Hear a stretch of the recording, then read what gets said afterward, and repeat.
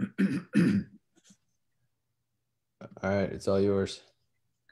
All right, let me just see if I can, 1 second while I check out what I've got here. 1 second.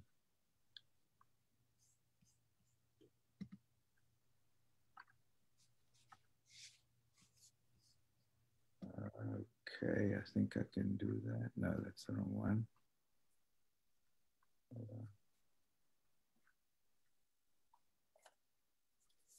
Okay, good.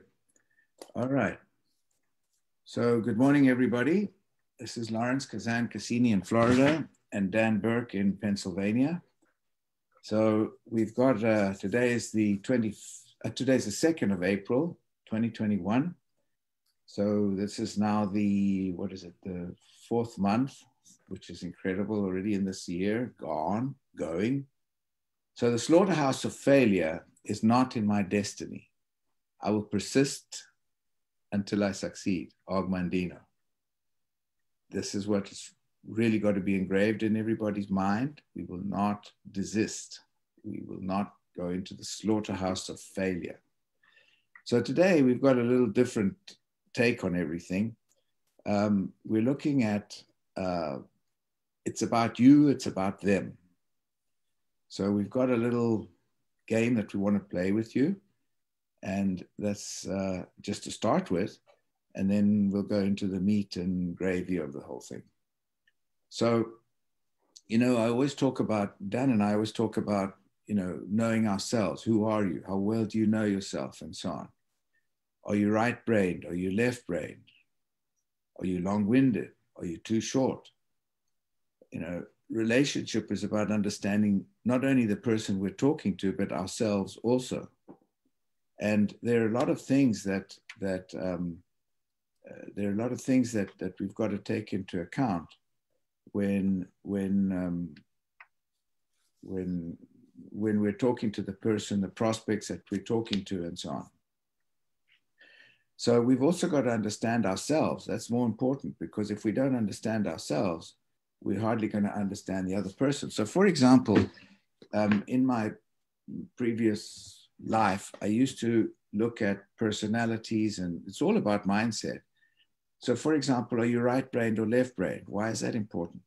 Because when you're with somebody, you know, some people will say, but I've explained it to him 5 times and he still doesn't get it. Okay, but did you show him? Because he might be visual. Or conversely, no, man, I've shown him how to do this 3 times and he still hasn't got it.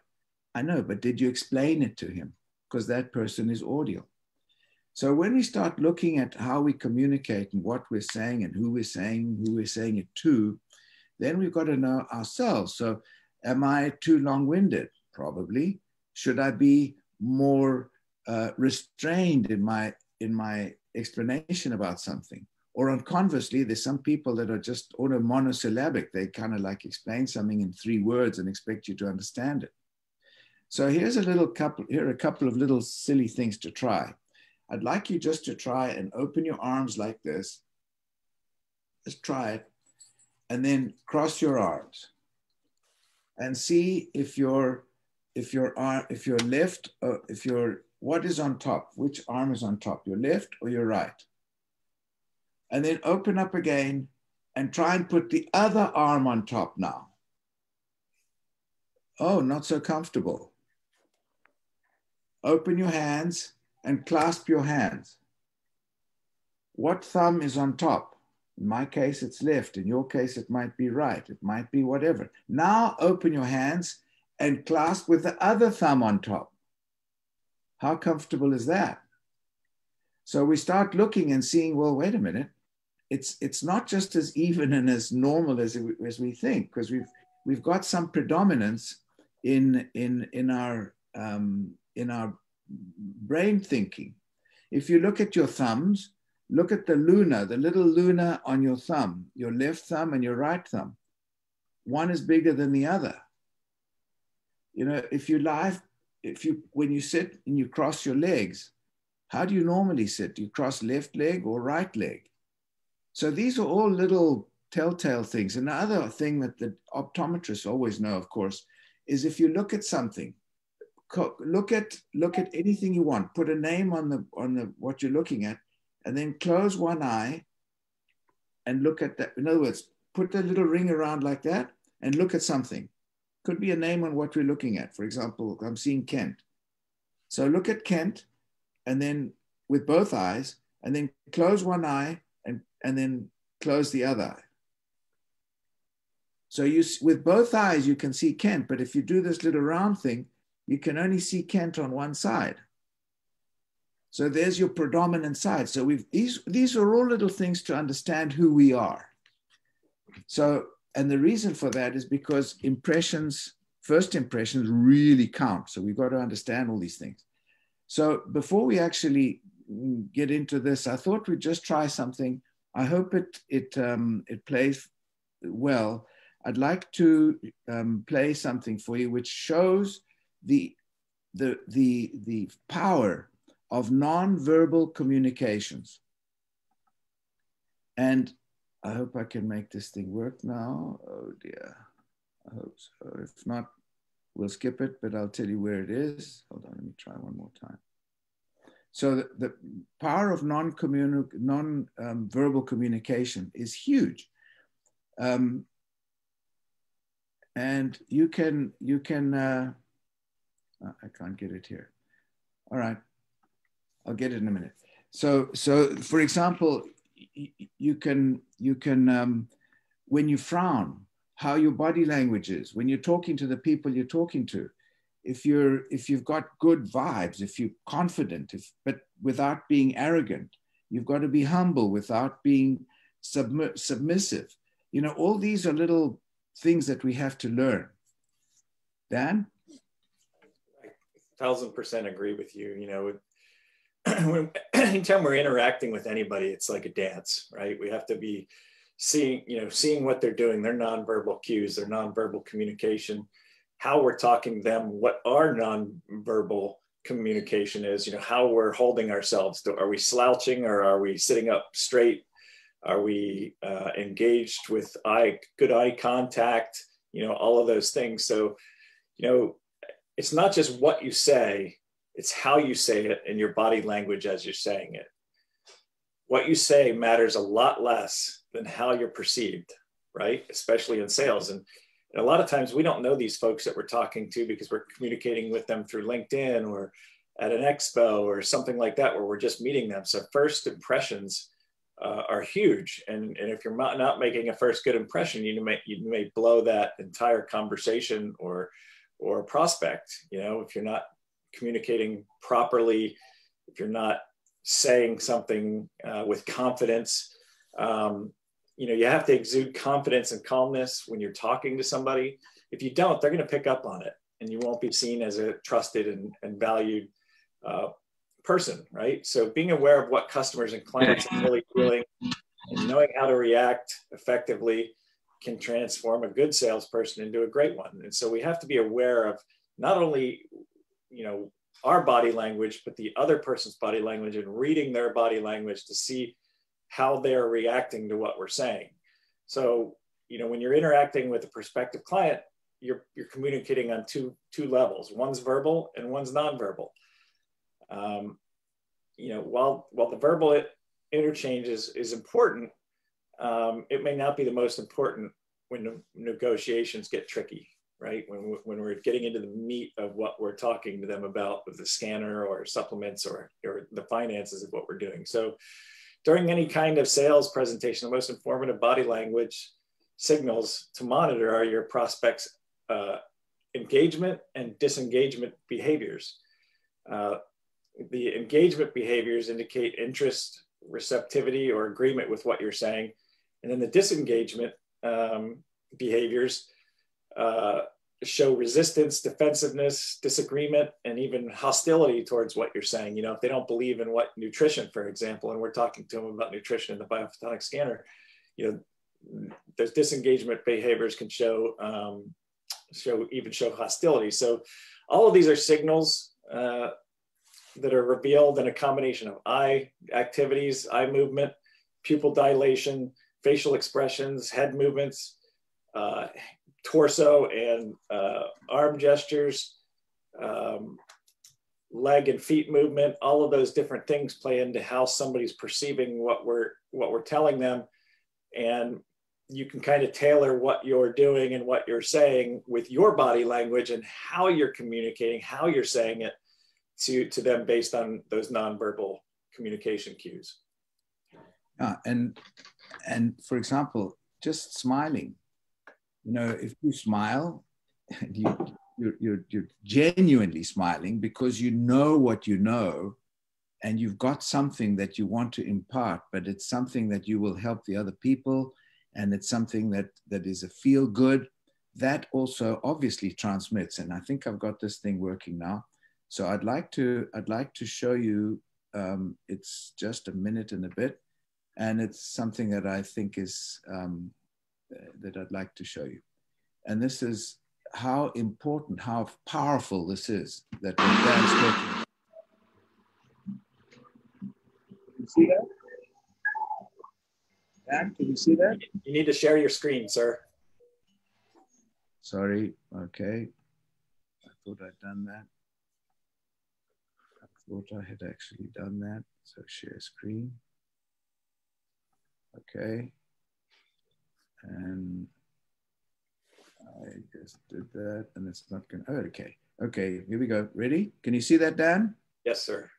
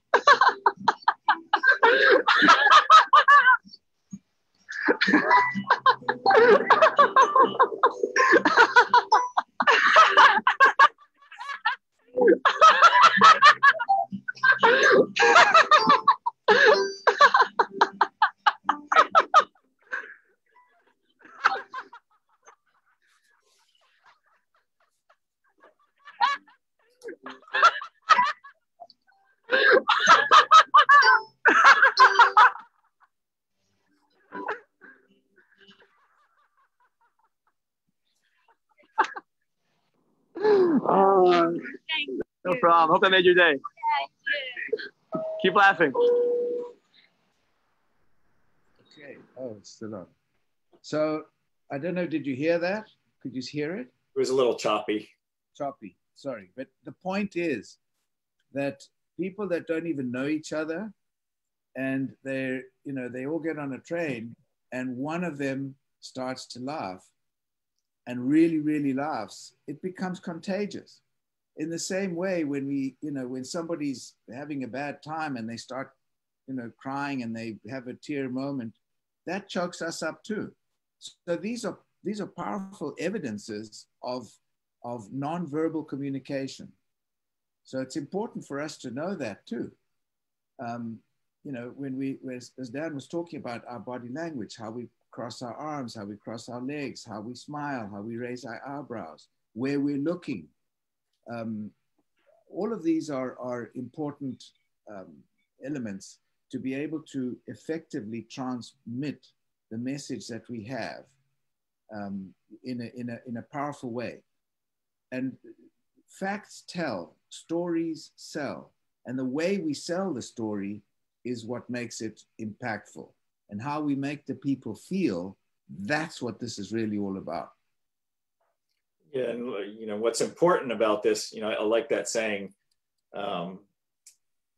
facts tell, stories sell, and along those lines, the message you convey in a sales conversation is 55% nonverbal communication and body language. Over half of it, right? It doesn't matter as much what you say, it's how you say it and how you're holding yourself while you're saying it. 38% is the tone of your voice, and only 70% is in the words you actually use, right? So you got to tell that story verbally, obviously, but you also need to tell that story with body language, how you're saying it, how you're holding yourself, how the confidence that you're exuding while you're presenting that, right? And so prospects are highly visual, and they're most affected by the predominant message that you express through the way you communicate, by the way you hold yourself, and how you use your body to communicate that. So it's vitally important in how you do that. And there's a bunch of different ways, body language, things that you can adjust both personally while you're telling that story, but also body cues you can use from whoever you're talking to. And some of those are eye contact, facial expressions, which Lawrence talked a little bit about, how you're holding your arms and your torso, what you're doing with your legs and your feet. And ultimately, that's going to lead to whether or not you're having success or going to be able to move that forward. And observe where the person looks. When you're talking to someone or when you're showing somebody something, watch where that person is looking. And for example, we're talking about the scanner example, or we're presenting something, and the person may focus more on the science, or may focus more on the technology, may focus more on the products, may focus more on the money. That's what we've got to observe as well. We've got to observe where am I scoring points with that person to where have I piqued their interest, and hone in on that, rather than ramble on. If the person is looking at the science and we're talking about the money, we're wasting our time and theirs. So we've got to see where they are. The thing about this is that we've got to take a genuine interest in the person we're talking to. And this is not a chore. This is the opening of a relationship. So be patient, be authentic, and spend the time it takes to actually understand the person so that we can form that relationship. And it's 100% that we've got to give, not 50. We got to go all the way with that. So it's a way where we're building a relationship with a foundation that has to be strong, and that's what the relationship is about. If the person is uncomfortable, they're going to look around. They're going to look at their watch. There was a famous presidential dialogue or presidential talk one time when one of the candidates actually looked at his watch while in that presidential debate. And man, that became like news for weeks, that, the person was uncomfortable at a certain moment, looked at his watch. And that was like a giveaway for the other person to say, got it. So we try and observe everything we do. It's about observation. It's about really observing, and also our own information, our own emotion, how we feel. We may feel exhilarated, or we may feel slapped down if the person says, no, I think this is just a lot of bunkum. No, I don't believe this. Our own ego and our own emotion gets deflated, and we've got to understand how to deal with that. Got to understand that, okay, so the guy thinks this is not genuine. Okay, now quickly pivot that and say, how can I show him that this is real? Hey, we got all this science, we got all this technology, we got everything to show you. So your own emotion becomes important as well, because you're not just going to get slapped down, which we will be often, but we don't stay down. We've got to pivot that and get straight back up. And so this is a mindset shift. We're switching our mindset from what we say to how we say it, and then switching how we say it based on nonverbal cues. And one of the big ones is eye contact. If you're not having eye contact with who you're talking to, you're showing them that you're disinterested in what you're saying. And if you're disinterested in what you're saying, why should they be interested? The eyes and the eyebrows tell an amazing story. Your eyes are the window to the world, right? And a majority of your immediate emotional reactions to what people say and do show in your facial expressions. So it's very important when you're having these interactions to talk, to pay attention to their facial expressions, what their eyebrows are doing, what their eyes are doing, whether their pupils are dilated or not. Pupils are the one of the few areas of the body we can't control. we can't control, we can if we step into a light area from a dark area, but we don't have complete control over that. We're just doing it through a different method. But making eye contact with prospects and clients through that sales interaction, and make sure that your facial expression is calm and relaxed, and pay attention to their facial expression. When pupils widen, people are happier or interested. And when they narrow or get smaller, they're showing a little bit of concern or upset, or maybe even a little bit of hostility. So you can learn a lot by paying attention to the eyes and the facial expressions. The eyebrows, if the eyebrows are furrowed, they're less likely to be interested in what you're saying. If they're raised up, they're showing interest and excitement. So pay attention to those nonverbal facial expression cues. This actually, I saw an interview with Tony Robbins and Sarah Blakely, who was the person who developed Spanx. And she was talking about her visit to Neiman Marcus. And the sales lady, the sales director, gave her, I think, 10 minutes. And she was across the country. And she flew down to wherever the headquarters were. And she describes the fact that she was talking to this sales director, and her words were, I saw that I was losing her. And that is when you're noticing that you're not actually scoring the points that you need to. So what she did then was to dramatically change something. And she said, would you accompany me to the ladies' bathroom? And the director of purchases at Neiman Marcus said, I beg your pardon? She said, yes, I'd like you to come to the ladies with me. That was like a dramatic shift to catch her attention. And she went to the ladies' room and she said, so what's happening? So she said, just watch. See me now? Then she went into the bathroom and put on or took off her Spanx and said, see me now. And the sales lady saw that, and she was, the purchasing department lady saw that, and she said, you sold me. We'll start off with 6 shops. What I'm trying to say is that her wording was, I saw I was losing her, and I did something, dramatic. I said, accompany me to the ladies' bathroom. And this is important, where we're actually seeing who we're talking to. Focus on who we're talking to. What are we saying? What are they reacting? How are they reacting? If we're too far forward, we're aggressive. If we're too far back, we're not strong enough. We've got to have that humility, but the strength to be able to, the positivity to be able to get the message across. So it's a fine line, and it's a constant tuning of who we are.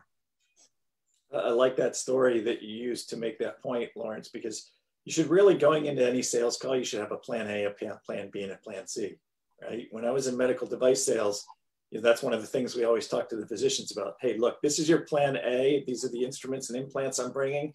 If things don't go the way we think they're going to go based on the x-rays, I've got plan B. And if we really need something else, then I've got a plan C, right? And you need to tailor your conversations in the same manner. You need to have a plan A, and if things aren't going well, or based on those nonverbal cues, how that prospect is receiving what you're telling them, you may need to shift gears and go to a plan B. Talk about the technology if they're not believing the science, or talk about the science of the technology.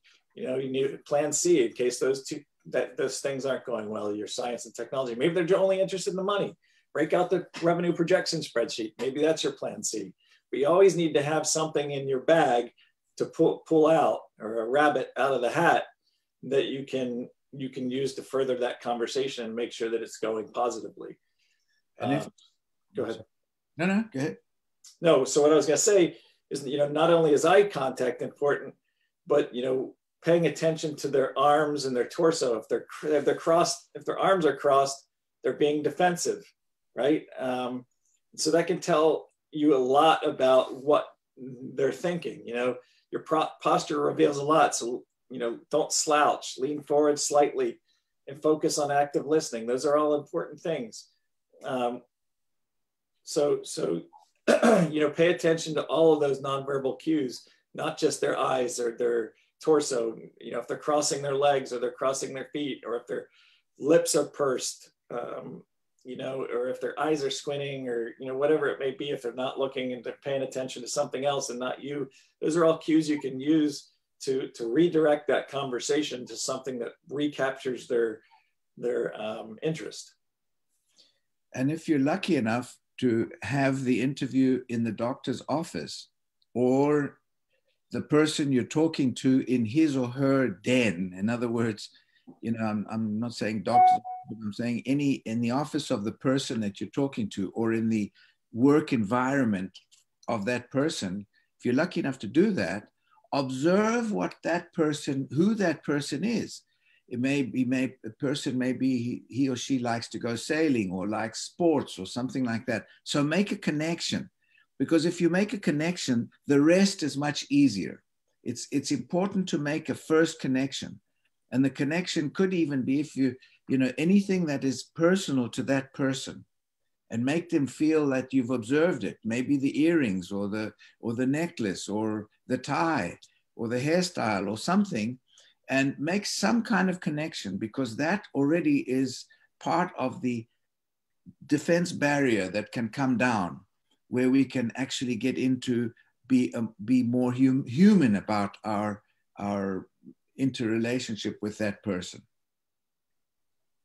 Absolutely. And the best thing to happen in these interactions is if they start mimicking your nonverbal cues, right? So, if you lean in to tell them something and they lean in to listen, that's a great nonverbal cue. That means that you've got them interested in what you're saying. And so the ideal way to portray yourself in a sales interaction is to, not only have them match what your body language is, but have you mirror their body language, and that can draw the two of you closer together. Reflecting the same gestures, movements, and posture as who you're talking to, the client, you can get them to relax and make them feel a little bit more comfortable during your meeting. So, it kind of goes both ways. You can try to get them to mimic and mirror your body language, or you can attempt to mirror theirs, and that's just going to help build that relationship. So, it's actually, if we think about it, it's like a puzzle. It's really exciting to be able to look at aspects of what we're doing. There's so many facets to it. By the way, I just want to give a shout out again to Jerry Savage. He wrote this book, and it's called The 4 Pillars of Sales. 4 Pillars of Sales. There are many books, many books that have to do with mindset and so on. But Jerry is he's a Marine, and he's part of our team. This is just one when he's talking about personalities. We also had a few years ago, we were lucky to have somebody talk to us about mindset of personalities. The elephant personality, the lion personality, the monkey personality, and the dolphin personality. And there are books about that. I have lots of books about the personality types. And if we can immediately capture the type of personality the person is, then we can have more depth in conversation by understanding the personality of that person. Anyway, it's time. It's 10. Dan, I don't know if you got anything else, or otherwise we can open up if anybody's got any questions or any comments. Go ahead. But anybody got any comments or questions or anything else to add? Please do so.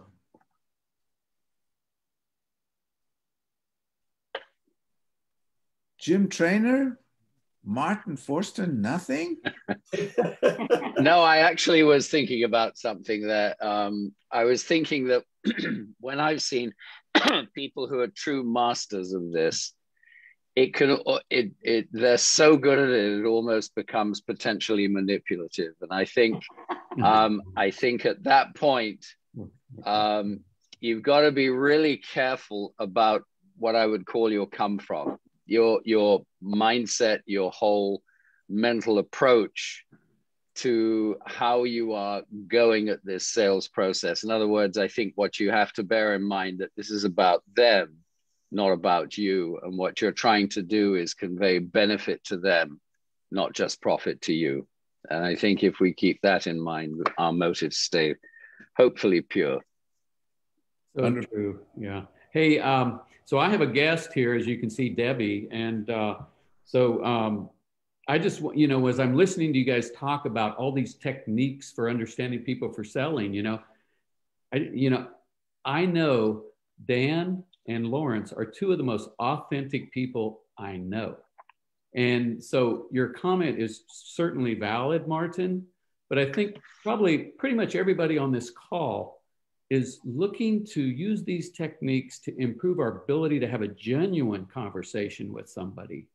And it's that genuine conversation when you have the skills as an individual to understand where they're coming from, how they think, it's going to be more easy for you to have more empathy for them and have greater understanding for where their pain is. You'll have a better ability to identify their pain. And if you feel your purpose is just to sell something, you're not looking for their pain, you're looking for your back pocket. But if you really care about that individual, you want to figure out what that pain is, not as a sales technique, but as a way to add value to their life. And so I think that's a recurring theme on every one of these Friday morning calls. And so I am just so proud to be associated with Dan and with Lawrence for that reason. So thank you. Well, thank you. Yeah, thank you. Totally agree. Well, thank you. I just want to mention there that, you're absolutely right. Well, both Martin and right, because you can become a little, manipulative, but that's not the way. The thing is always be authentic, walk your talk, be who you really are. And that's my point about when I always ask, who are you? How well do you know yourself? Because this is where the rubber hits the road, where we put into action who we are, but we got to understand who we are. I mean, are we out there just to try and get some money to pay the rent tonight? Or are we there to form a relationship which can go on, and it's a long-term relationship? And as far as I'm concerned, I mean, I'm walking the talk. I've been in this business for like 14 or close to, 15 years.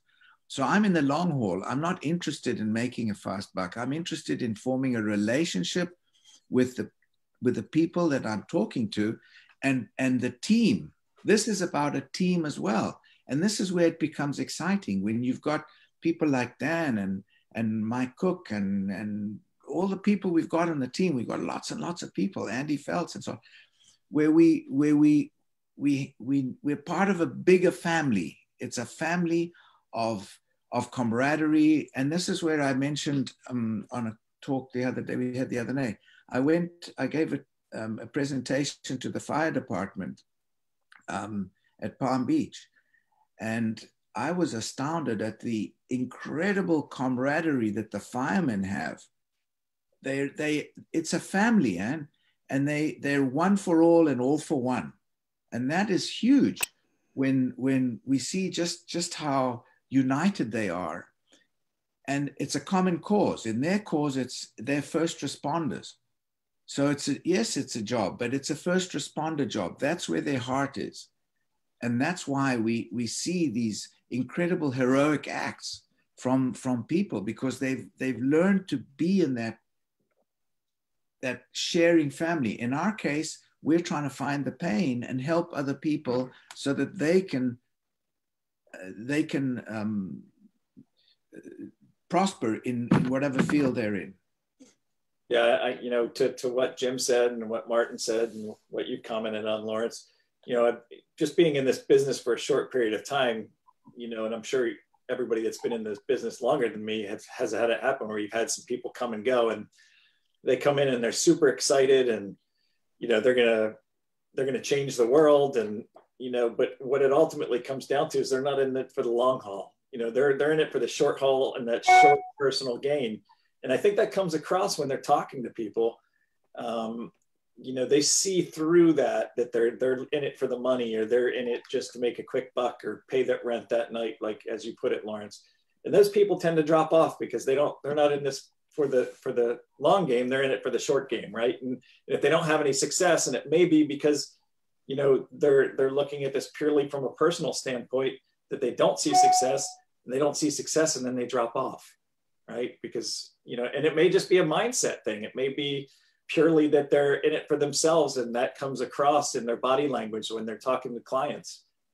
So you need to be really, really cognizant of that, and careful with how you're having those conversations, and not using these techniques to manipulate people, but to use their body language to tailor the conversation to help them with what their pains may be. Yeah, in fact, to your point, Dan,